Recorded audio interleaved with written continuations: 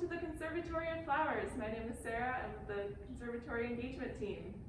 Hi, my name is Eric. I'm on the Horticulture team. And we are joining you from the West Gallery today to show you a beautiful display that's just been completed recently here. You can see there are splashes of color throughout the room, bright pinks and reds of hundreds and hundreds of poinsettias. So we wanted to show you around and especially show you a beautiful display that Eric and our horticulture team recently completed. So let's go take a look.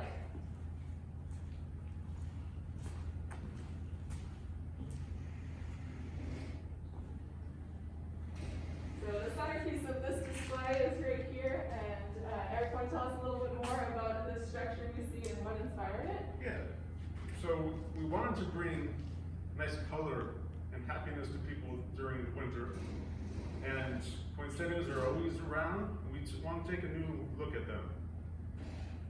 This structure is based on Mayan temple, Mayan pyramid, and we were inspired to do that because this plant actually is indigenous to Guatemala and Mexico.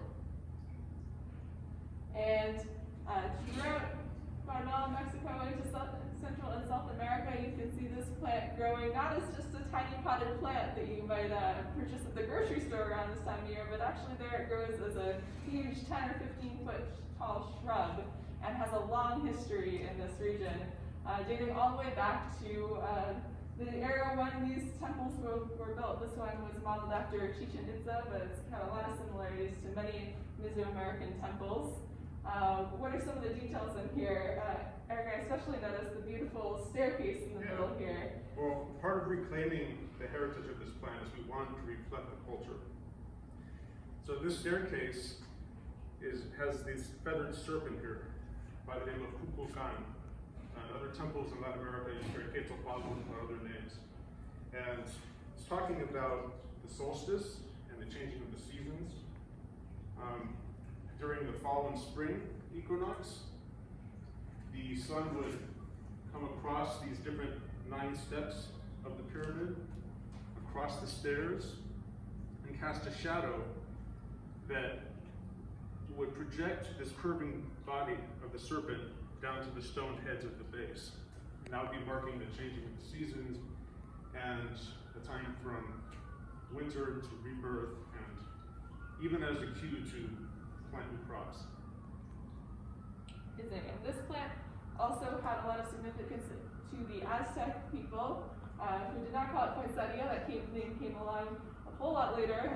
This is Cuetlaxochitl, and this plant had a whole bunch of different uses dating back hundreds of years. One is the red bracts, or modified leaves that are bright red and made for a great dye.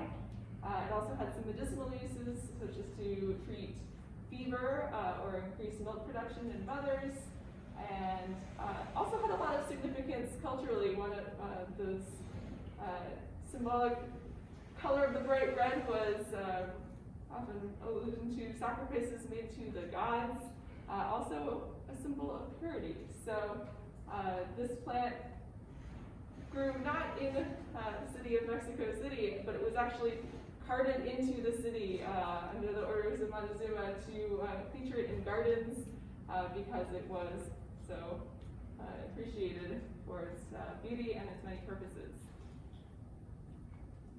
Yes. One of the other interesting things about this plant is a lot of botanical structures. Sarah mentioned that these are not indeed flowers, they're modified leaves, they're bracts. They also have the flowers in the center. We have the little clusters of flowers in the center. Maybe we can get a closer look. I'll bring it into the camera. So we have the clusters of flowers.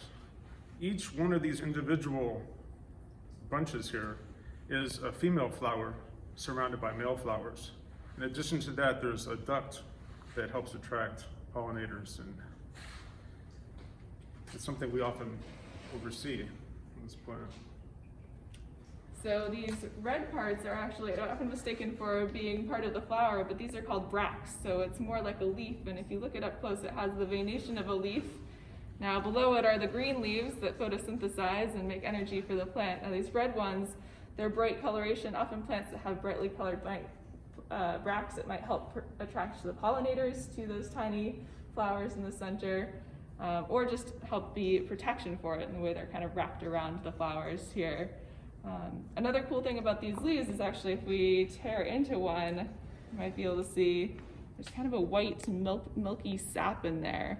So this plant is from the Euphorbia family, and many plants in this family have this sappy stuff. In many cases, it's a deterrent from insects or other predators from eating the plant. So it has maybe some mild deterrent properties, but it's not highly toxic. It's somewhat of a myth that this plant is highly poisonous, although if you have a latex allergy, you might not want to touch this stuff. It can be a little bit irritating. Yeah, I think, again, as Sarah mentioned, there were these traditional uses. This plant has been around a long time, for hundreds, thousands of years, but obviously hundreds of years within the culture of the Americas. On a more horticultural aspect, this is, again, not what you would see in the wild. You see a plant that's more branching, that's tall, 10, 15 feet even. And there are many things we do in the horticulture trade to help make these plants compact and full of flowers and bracts. Some of that includes pinching of the buds to stimulate more growth. Also can include grafting one type of the Euphorbia onto another rootstock. And some growers even inoculate a bacterium to help with the extra bud growth. Amazing. This plant has been sort of tamed into a perfect potted plant that we can bring into our homes around this time of year. But never forget, it comes from the tropics and is much more at home in these warmer places. And really still a beautiful plant that brings a lot of cheer at this time of year. And we're really lucky to have brought hundreds of them into the conservatory. They're hanging from the ceilings, they're lining the floors, and of course making this amazing pyramid here, and all thanks to our friends at the Golden Gate Park Nursery run by San Francisco Recreation and Parks. They actually grew all of these plants from seeds, so quite a feat, and we really appreciate that and appreciate being able to share it with you today. We wish you could come in, but we hope you all stay safe, and actually you can safely approach the West Gallery door and peek in and get a look at the pyramid here, and our front doors, the vestibule area, has another poinsettia display as well. So if you're taking a walk in Golden Gate Park, you can still stop by, have a look, but for now we're glad you could tune in today. And thank you so much to Eric and our horticulture team. All of them were very involved in building this beautiful display and are still each and every day as essential workers coming to the conservatory and caring for the thousands of beautiful tropical plants here. So we hope to see you again soon, and we'll keep on sharing with you little looks into the conservatory like this until then.